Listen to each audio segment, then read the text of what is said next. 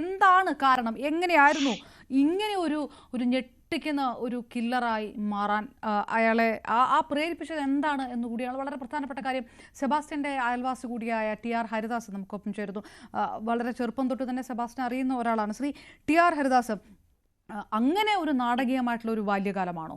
ഇങ്ങനെ പണത്തിന് വേണ്ടി മാത്രമാണോ സ്ത്രീകളുടെ സമ്പത്തും സ്വത്തും ജീവനുമെല്ലാം എടുക്കുക മാത്രമല്ല ഈ രീതിയിൽ കത്തിച്ച് കൊലപ്പെടുത്തി കത്തിച്ച് കുഴിച്ചിട്ട് ഇങ്ങനെ അത്യന്തം ക്രൂരത മാത്രമല്ല ഈ തെളിവുകൾ പോലും ഇല്ലാതാക്കുന്ന ഒരു ക്രൂരമായിട്ടുള്ള ഒരു നീക്കം ഇത് അയാളുടെ ചെറുപ്പത്തിലേ ഉള്ളതാണ്?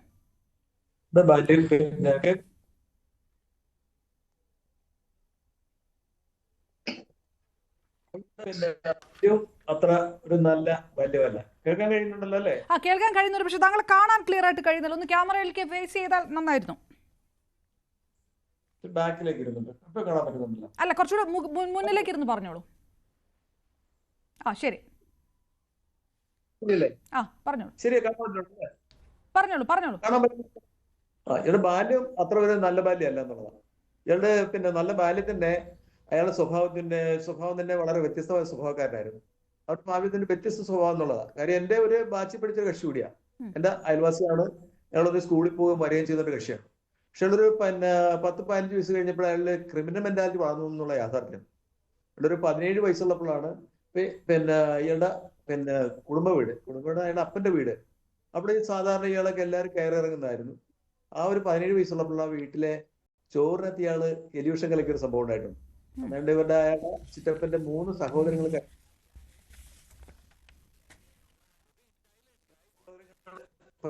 എലിവിഷം ചേർത്ത് ഭക്ഷണം കഴിച്ചിട്ട് അന്ന് പ്രശ്നങ്ങളുണ്ടായി.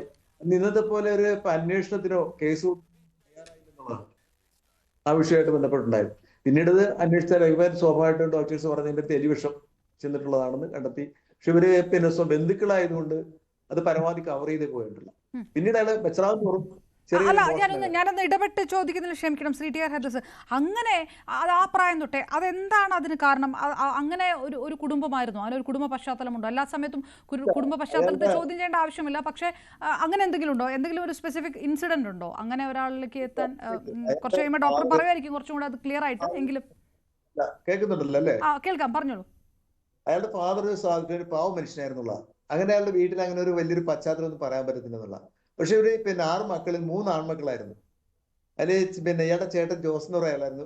പക്ഷെ അയാളിലും ഇതുപോലെ ക്രിമിനൽ മനോഭാവം ഉണ്ടായിരുന്നു. പക്ഷെ ഇത്ര ഒരു അഗ്രസീവായിട്ട് പ്രതികരിക്കുന്ന പിക് പോക്കറ്റിംഗ് ഒക്കെ തുടങ്ങിയിട്ട് നടന്നൊരു കക്ഷിയായിരുന്നു. പിന്നെ അയാൾക്ക് ഒരു അനിയനാണുള്ള, അനിയനിലും ഇത്തരം ചില വാസനകളുണ്ട്. എന്നാൽ ഇങ്ങനെ ഒരു വാസനയല്ല, ആൾക്കാരെ പറഞ്ഞ് പറ്റിക്കുക എന്നുള്ളതൊക്കെ ആയിരുന്നു. അയാൾ പിന്നെ സർവീസ് എക്സൈസിൽ കയറി. പക്ഷെ ഇയാള് വളരും തോറും ഇത്തരം ഒരു വാസനയിലേക്ക് പോകാന്നുള്ള ചെറിയൊരു നാട്ടുമ്പുറം ചെറിയ മോഷണങ്ങള് അതുമായിട്ട് പോവുക. പിന്നെ ഇയാൾ വൈരാഗ്യം തോന്നിക്കഴിഞ്ഞാൽ അവരോടൊരു പ്രതികാര മനോഭാവത്തോടെ ഇനി വേണം ആ വീട്ടിൽ ചെന്ന് എന്തെങ്കിലും മോഷ്ടിച്ചിട്ട് പോരുന്നൊരു സ്വഭാവക്കാരനാണ് രാസവാസി. പിന്നീട് അയാള് ഇതുമായിട്ട് ബന്ധപ്പെട്ട് ഡ്രൈവിംഗ് പഠിച്ചു. ഡ്രൈവ് പഠിച്ച ശേഷം ഇവിടെ ലൈൻ ബസ്സിൽ തന്നെ ഡോർ ചെക്കറായി കയറി. പിന്നെ അയാൾക്കൊരു അംബാസിഡർ കാർ, അതിൻ്റെ വഴികൾ എന്താണെന്ന് അറിയില്ല, എവിടുന്ന് അതിന്റെ പണത്തിന്റെ സോഴ്സ് ഞങ്ങൾക്ക് അറിയില്ല. Ambassador car. അതിനുശേഷം ഇയാള് ഇവിടെ ചേർത്തലേക്ക് അടുത്ത് തണ്ണീർമുക്കം എന്ന് പറയുന്ന സ്ഥലത്ത് ഒരാളുടെ ഒരു മസ്ത വണ്ടി അയാളുടെ ഡ്രൈവറായിട്ട് വന്നതാണ്. പിന്നീട് ആ വണ്ടിയുടെ ഉടമ സൂയിസൈഡ് ചെയ്തിട്ടുണ്ട്. ഇയാളുടെ ഭാര്യയായിട്ട് എന്തോ ബന്ധങ്ങളുണ്ടായ അടിസ്ഥാനത്തിലാണ് അയാളെ സൂയിസൈഡ് ചെയ്യുന്നത്.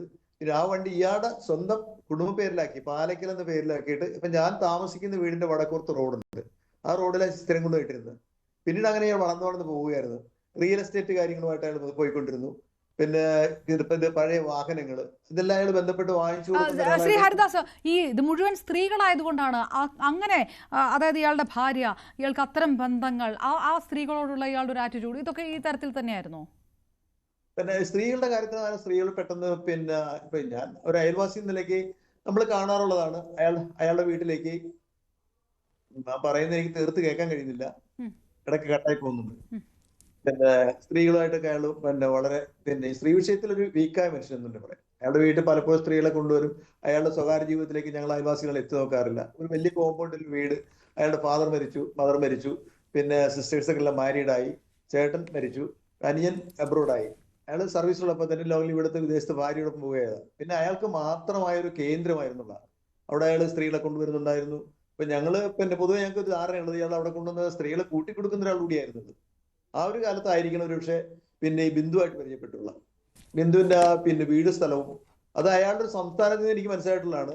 ഒരു വീട് പിന്നെ വിളിച്ച് പറഞ്ഞിട്ടുള്ള അയാൾ വീടിന്റെ വാങ്ങിക്കൊണ്ട് ഇറക്കുമ്പോൾ ഞാൻ ചോദിച്ചു എവിടുന്നാന്ന് ചോദിച്ചപ്പോൾ എന്റെ അളിയൻ വീടെടുത്തു.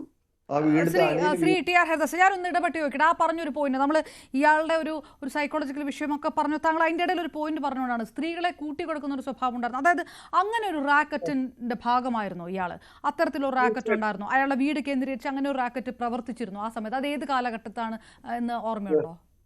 അയാള് ഒരു റാക്കറ്റ് എന്ന് പറയാനൊക്കില്ല. അയാളൊരു പിന്നെ ഒറ്റയ്ക്ക് ചെയ്യുന്നൊരു കാഴ്ചയാണ് സ്ത്രീകളോട് എത്തിച്ചു കൊടുക്കുക എന്നുള്ള. പലരും അവിടെ എത്താറുണ്ട്, സ്ത്രീകളെ കൊണ്ടുപോയിട്ട് പിന്നെ അയാള് ഒരു ദിവസം താമസിപ്പിക്കാറുണ്ട്. അപ്പൊ എനിക്ക് പരിചയമുള്ള ആൾക്കാരെ പോലും പലപ്പോഴും കാണാറുണ്ടെന്നുള്ള. അതായത് സ്ത്രീ വിഷയത്തിൽ താല്പര്യമുള്ളവരൊക്കെ അയാൾക്ക് അറിയാം. അതിൽ അവിടെ കൂട്ടിക്കൊടുക്കുന്നൊരു കക്ഷിയായിരുന്നു. അത് കാര്യത്തിൽ അയാൾ അങ്ങനെയൊക്കെ പണം ഉണ്ടാക്കിയതാണ്. അതിനുശേഷമാണ് ഈ ബിന്ദുവായിട്ട് ബന്ധപ്പെട്ടുള്ളത്. അതായത് വേറെ ആൾക്കാരും വരുമായിരുന്നു അവിടെ അല്ലെ? മറ്റുള്ളവരും വരുമായിരുന്നു അവിടെ ഈ ആവശ്യങ്ങൾക്കായിട്ട്. വരുമായിരുന്നു അയാളുടെ ഫ്രണ്ട്സ്. ഇപ്പൊ നമുക്കറിയാനൊക്കെ ഇല്ലല്ലോ അവര് എവിടെയൊക്കെ അയാളുടെ ഫ്രണ്ട്സ് എന്നുള്ളത്. നമുക്ക് പരിചയക്കാരൊന്നുമല്ല വരുന്നത് പലരും. ശരി, ശരി ടി ആർ ഹരിദാസ്, ഞാൻ തിരികെ എത്താം.